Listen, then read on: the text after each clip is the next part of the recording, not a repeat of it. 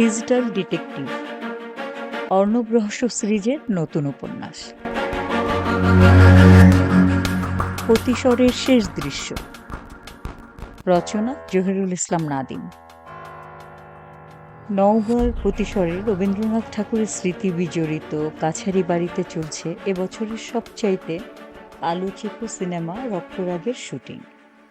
দেশের ১ নম্বর নায়ক রাকিব খান এবং দুর্ধর্ষ ভিলেন পাশা চাকলাদারের এক ক্লাইম্যাক্স দৃশ্যে শুটিং দেখতে সেখানে হাজির হয় digital detective Arnab, funny vlogger Chandan এবং tech savvy drone specialist Mithun. শুটিংয়ের চিত্রনাট্য অনুযায়ী পাশা চাকলাদারের প্রপস পিস্তলের ফাঁকা আওয়াজে রাকিব খানের লুটিয়ে পড়ার কথা ছিল, কিন্তু শট শেষ হওয়ার পর দেখা গেল রাকিব খান সত্যিই রক্তাক্ত অবস্থায় পড়ে আছেন। প্রপস পিস্তল থেকে বের হওয়া আসল বুলেট তার বুক চিরে চলে গেছে। স্থানীয় পুলিশের তদন্তে বিরক্ত হয়ে অর্ণব নিজের হাতে তদন্তভার তুলে নেয়। সিনেমার পর্দার পেছনের আসল খুনি কে? প্রতিশরের শান্ত পরিবেশে ঘটা এই বীভৎস অপরাধের জট খুলতে নামে অর্ণব।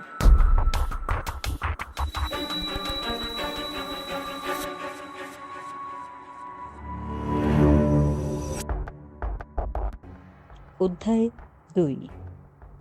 শুটিংয়ের অন্দরমহল। প্রতিশরের কাছারি বাড়ির বারান্দায় বসে আছেন স্বয়ং মেগাস্টার রাকিব খান। পরনে সিল্কের পাঞ্জাবি, চোখে রোদ চশমা। তাকে ঘিরে রেখেছেন মেকআপ আর্টিস্ট আর অ্যাসিস্ট্যান্ট ডিরেক্টররা। একটু দূরেই পরিচালক রানা মণ্ডল ব্যস্ত ভঙ্গিতে ক্যারেক্টারদের পজিশন বোঝাচ্ছেন। আসুন অর্ণব সাহেব, চন্দন ভাই, মিথুন, আপনাদের জন্যই অপেক্ষা করছিলাম। রানা মণ্ডল এগিয়ে এলেন। চন্দন ক্যামেরা নিয়ে ঘুরছে, মিথুন হাঁ করে লাইটিং প্যানেল দেখছে। সিনেমার শুটিংয়ের যে এত বড় একটা কর্মযজ্ঞ তা ওরা প্রথমবারের মতো সরাসরি দেখছে। রানা মণ্ডল তাদের শুটিংয়ের কারিগরি দিকগুলো বুঝিয়ে বললেন, কিভাবে ট্রলি শট নেওয়া হয়, কিভাবে রিফ্লেক্টর দিয়ে নায়কের মুখে আলো ফেলা হয়, সবই ছিল তাদের কাছে জাদুর মতো। দুপুরে প্রোডাকশনের পক্ষ থেকে তাদের লাঞ্চের জন্য আমন্ত্রণ জানানো হলো। সিনেমার ইউনিটের সাথে একসাথে বসে খাওয়াটা ছিল এক অনন্য অভিজ্ঞতা। নায়িকার জন্য ডায়েট ফুড, ভিলেনের জন্য আলাদা খাবার, সবই খুব সুশৃঙ্খল। পাশা চাকলাদার তখন মেকআপ নিচ্ছিল। তার বিশাল বক্ষ আর কর্কশ কণ্ঠস্বর এমনিতেই একটু ভয়ের উদ্রেক করে। খাওয়ার সময় পাশা ভাই অর্ণবদের দিকে তাকিয়ে একটু হাসলেন। অর্ণব লক্ষ্য করল পাশা ভাইয়ের টেবিলের উপর রাখা ছিল একটি পুরনো আমলের ট্রাঙ্ক, যেটিতে প্রপস পিস্তল রাখা হয়। হারুন মিয়া নামের প্রপস মাস্টার খুব সাবধানে ওটা নাড়াচাড়া করছিলেন। বিকেলের দিকে শুটিংয়ের সেই গুরুত্বপূর্ণ দৃশ্যের সময় এলো।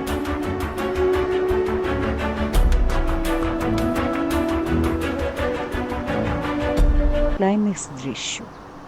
জমিদার বাড়ির বারান্দায় পাশা চাকলাদার আর রাকিব খানের মধ্যে চরম লড়াই। পাশা ভাই পকেট থেকে পিস্তল বের করে ফাঁকা আওয়াজ করবেন আর রাকিব খান লুটিয়ে পড়বেন। Light, camera, action. রানা মণ্ডলের নির্দেশে চারদিক নিস্তব্ধ। পিঠের দিকে জিপ ট্রেনটা ধীরে ধীরে নামছে। পাশা চাকলাদার ড্রামাটিক স্টাইলে রাকিব খানের মুখোমুখি হলেন। সংলাপ শেষ করে পাশা ভাই পিস্তল বের করে গুলি করলেন। দুম!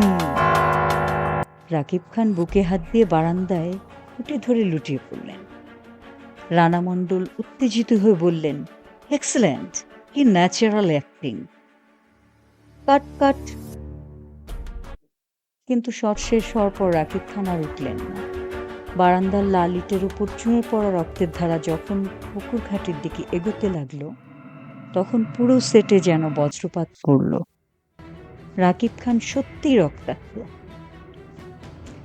অ্যাম্বুলেন্স ডাকো, ওর বুকে সত্যি গুলি লেগেছে। অ্যাম্বুলেন্স ডাকো, ওর বুকে সত্যি গুলি লেগেছে। জুহির আর্তনাদে প্রতিশরের শান্ত আকাশ বিদীর্ণ হয়ে গেল। মুহূর্তের মধ্যে শুটিং স্পট এক রণক্ষেত্রে পরিণত হলো। রাকিব খানকে দ্রুত হাসপাতালে পাঠানো হলো। কিছুক্ষণ পরই স্থানীয় পুলিশের ওসি সাহেব একদল কনস্টেবল নিয়ে হাজির হলেন। ওসি সাহেবের ইনভেস্টিগেশনের নমুনা দেখে অর্ণবের কপাল কুঁচকে গেল। ওসি সাহেব পাশা চাকলাদারের লাঞ্চ বক্স চেক করছেন আর হারুন মিয়াকে জিজ্ঞেস করছেন, পিস্তলে কী তেল দিয়েছিলেন?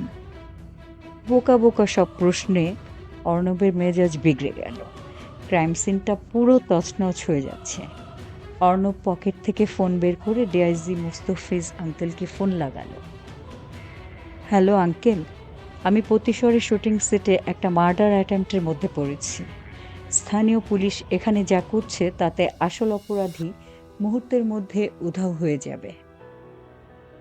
আঙ্কেল, এই কেসের অফিসিয়াল ইনভেস্টিগেশন চার্জ যদি আমি নিজের হাতে নেই তবে আপত্তি আছে কি? ডিআইজি সাহেবের হাসিমাখা অনুমতি যখন এলো তখন অর্ণব আর সাধারণ পর্যটক নেই। সে এখন প্রতিশরের এই রক্তরাগের নেপথ্য খুনিকে খুঁজে বের করার প্রধান কারিগর। চন্দন আর মিথুন ভয়ে কাঁপলেও অর্ণবের শান্ত চোখ তখন মেকআপ রুমের সেই পুরনো ট্রাঙ্কটির উপর স্থির হয়ে আছে।